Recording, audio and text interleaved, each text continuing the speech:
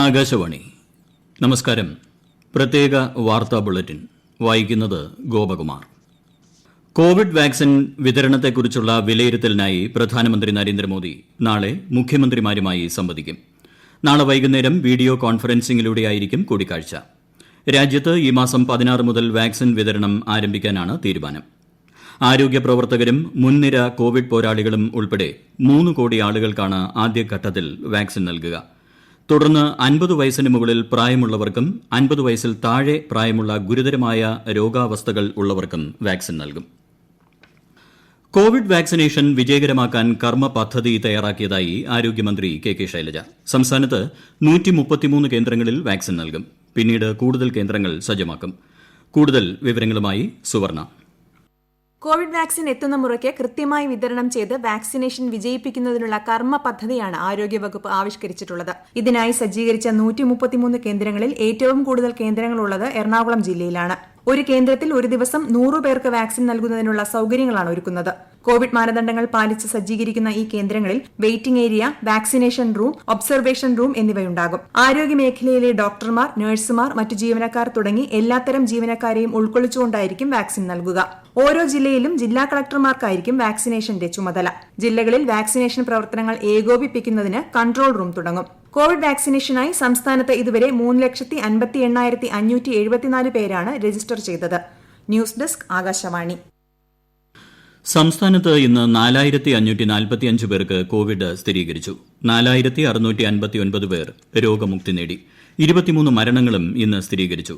കഴിഞ്ഞ 24 മണിക്കൂറിനിടെ 45,695 സാമ്പിളുകളാണ് പരിശോധിച്ചത്. ടെസ്റ്റ് പോസിറ്റിവിറ്റി നിരക്ക് 9.95%. UK-യിൽ നിന്ന് വന്ന 3 പേർക്ക് കഴിഞ്ഞ 24 മണിക്കൂറിനിടെ രോഗം സ്ഥിരീകരിച്ചു. എറണാകുളം, കോഴിക്കോട്, പത്തനംതിട്ട, മലപ്പുറം ജില്ലകളിലാണ് ഇന്ന് ഏറ്റവും കൂടുതൽ രോഗബാധിതരുള്ളത്. 64,179 പേരാണ് സംസ്ഥാനത്ത് ചികിത്സയിലുള്ളത്. കോവിഡ് നിയന്ത്രണങ്ങൾ ലംഘിച്ചതിന് സംസ്ഥാനത്തൊട്ടാകെ ഇന്ന് 719 പേർക്കെതിരെ കേസെടുത്തു. ഇന്ന് അറസ്റ്റിലായത് 279 പേരാണ്. 15 വാഹനങ്ങളും പിടിച്ചെടുത്തു. മാസ്ക് ധരിക്കാത്ത 4,158 സംഭവങ്ങളാണ് സംസ്ഥാനത്ത് ഇന്ന് റിപ്പോർട്ട് ചെയ്തത്. സംസ്ഥാനത്ത് ഈ മാസം 17-ന് നടക്കാനിരുന്ന പൾസ് പോളിയോ തുള്ളിമരുന്ന് വിതരണം മാറ്റിവച്ചു.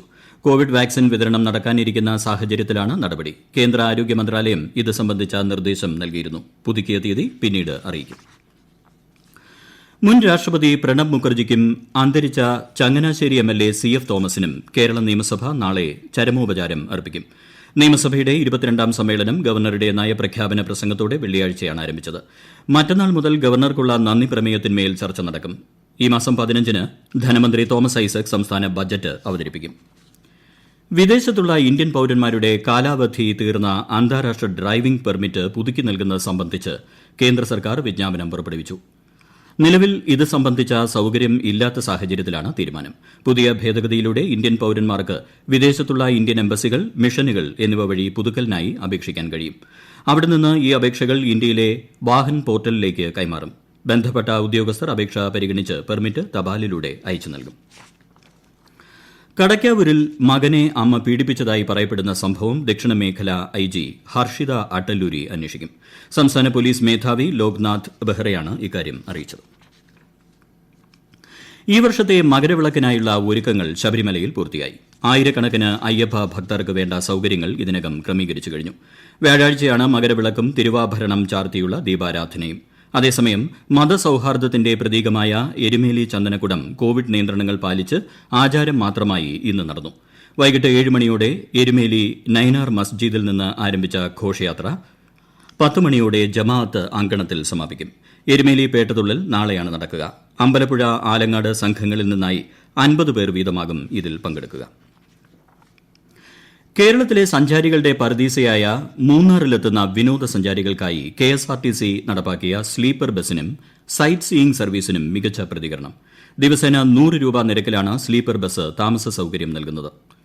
ഇതിലൂടെ നവംബർ 14 മുതൽ ഇതുവരെ 2,80,790 രൂപ വരുമാനം ലഭിച്ചിട്ടുണ്ട്. ഈ മാസം 1 മുതൽ ആരംഭിച്ച സൈറ്റ് സീയിംഗ് സർവീസിനും മികച്ച പ്രതികരണമാണ് ലഭിക്കുന്നത്. KSRTCക്ക് ദിവസേന 12,000-ലധികം രൂപയുടെ വരുമാനം ഇതിൽ നിന്നും ലഭിക്കുന്നുണ്ട്. ഇതിന്റെ അടിസ്ഥാനത്തിൽ മൂന്നാറിൽ കൂടുതൽ ബസ്സുകൾ ഇത്തരത്തിൽ സർവീസ് ആരംഭിക്കുമെന്ന് KSRTC MD ബിജു പ്രഭാകർ അറിയിച്ചു.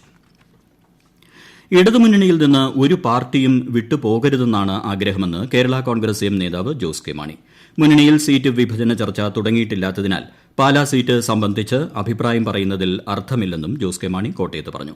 അതേസമയം പാലാ നിയമസഭാ മണ്ഡലത്തെ ചൊല്ലി ഇടഞ്ഞു നിൽക്കുന്ന എൻസിപിയുമായി മുഖ്യമന്ത്രി പിണറായി വിജയൻ നേരിട്ട് ചർച്ച നടത്തുമെന്ന് ഇടതുമുന്നണി നേതൃത്വം അറിയിച്ചു. എൻസിപി നേതാക്കളായ AK ശശീന്ദ്രനും മാണി സി കാപ്പനുമായി മുഖ്യമന്ത്രി അടുത്ത ദിവസം നടത്തുന്ന ചർച്ചയിൽ എൻസിപിയുടെ ആശങ്ക പരിഹരിക്കപ്പെടുമെന്നാണ് പ്രതീക്ഷയെന്നും മുന്നണി നേതൃത്വം അറിയിച്ചു.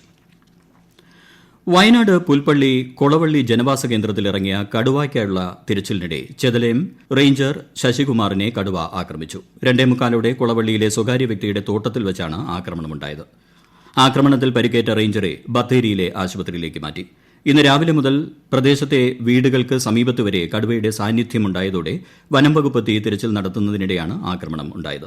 ഈ സാഹചര്യത്തിൽ കടുവയെ മയക്കുവെടി വെച്ച് പിടികൂടണമെന്നാണ് നാട്ടുകാരുടെ ആവശ്യം. 3 മാസം മുമ്പ് പുൽപ്പള്ളി ആനപ്പാറയിൽ വെച്ചും കടുവയുടെ ആക്രമണത്തിൽ ശശികുമാറിന് പരിക്കേറ്റിരുന്നു. തുടർച്ചയായി പെയ്യുന്ന മഴ ആലപ്പുഴ ജില്ലയിൽ ദുരിതം വിതയ്ക്കുകയാണ്. കൊയ്ത്തു കഴിഞ്ഞ പാടശേഖരങ്ങളിലെ പച്ചക്കറി കൃഷിയെ മഴ സാരമായി ബാധിച്ചു. വിശദാംശങ്ങളുമായി ആകാശവാണി ആലപ്പുഴ പ്രതിനിധി R. രവികുമാർ. ചേർത്തല അമ്പലപ്പുഴ താലൂക്കുകളിലായി 100-ലധികം കർഷകരുടെ കൃഷിയാണ് വെള്ളത്തിൽ കിടക്കുന്നത്. ചേർത്തല താലൂക്കിൽ തന്നെ പട്ടണക്കാട്, കടക്കരപ്പള്ളി, തുറവൂർ മേഖലയിൽ കടൽക്ഷോഭവും രൂക്ഷമാണ്. 100-ലധികം വീടുകളിൽ കടൽവെള്ളം ഇരച്ചു കയറുകയാണ്. അന്ധകാരനഴി പൊഴി മുറിച്ചിട്ടും കടൽക്ഷോഭത്തിന് ഒരു ശമനവുമില്ല. തണ്ണീർമുക്കം, പൂച്ചാക്കൽ, പെരുമ്പളം തുടങ്ങിയ പ്രദേശങ്ങളിൽ കായലിൽ നിന്നും വെള്ളം കരയിലേക്ക് ഇരച്ചു കയറുന്നുമുണ്ട്. വേലിയേറ്റ സമയത്താണ് ഈ ദുരിതം. സംസ്ഥാനത്ത് ചൊവ്വാഴ്ച വരെ ഒറ്റപ്പെട്ട ശക്തമായ മഴയ്ക്ക് സാധ്യതയെന്ന് കേന്ദ്ര കാലാവസ്ഥാ വകുപ്പ്. തിരുവനന്തപുരം, കൊല്ലം, പത്തനംതിട്ട, ഇടുക്കി, മലപ്പുറം ജില്ലകളിൽ ഇന്ന് യെല്ലോ അലർട്ട് പ്രഖ്യാപിച്ചു. നാളെ വരെ കേരള തീരങ്ങളിൽ ഉയർന്ന തിരമാലയ്ക്കും കടലാക്രമണത്തിനും സാധ്യതയെന്നും മുന്നറിയിപ്പുണ്ട്. മത്സ്യത്തൊഴിലാളികളും തീരദേശവാസികളും ജാഗ്രത പാലിക്കണം. ഓസ്ട്രേലിയയ്ക്കെതിരായ 3-ാം ക്രിക്കറ്റ് ടെസ്റ്റിൽ 407 റൺസ് വിജയലക്ഷ്യം പിന്തുടരുന്ന ഇന്ത്യ ഇന്ന് കളി അവസാനിക്കുമ്പോൾ 2 വിക്കറ്റിന് 98 റൺസ് എന്ന നിലയിൽ. അജിങ്ക്യ രഹാനെയും ചേതേശ്വർ പൂജാരയുമാണ് ക്രീസിലുള്ളത്.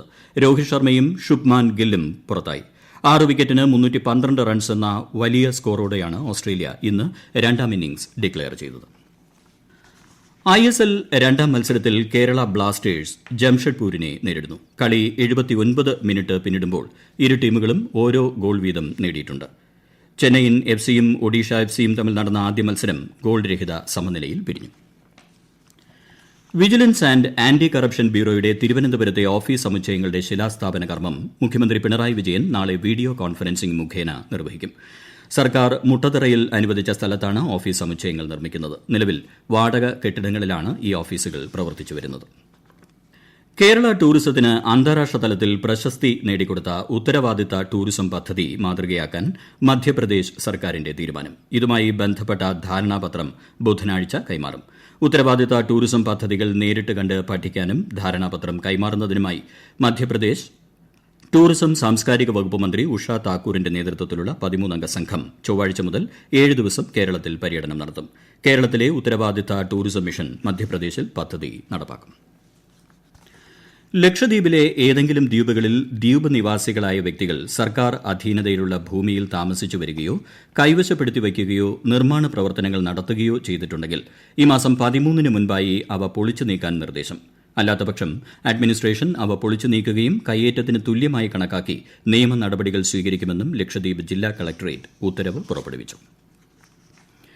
കേരള ഭാഷാ ഇൻസ്റ്റിറ്റ്യൂട്ട് മലയാളം ഭാഷാ വ്യാകരണ പഠനത്തിനായി നാളെ മുതൽ ഓൺലൈൻ ക്ലാസുകൾ നടത്തുന്നു.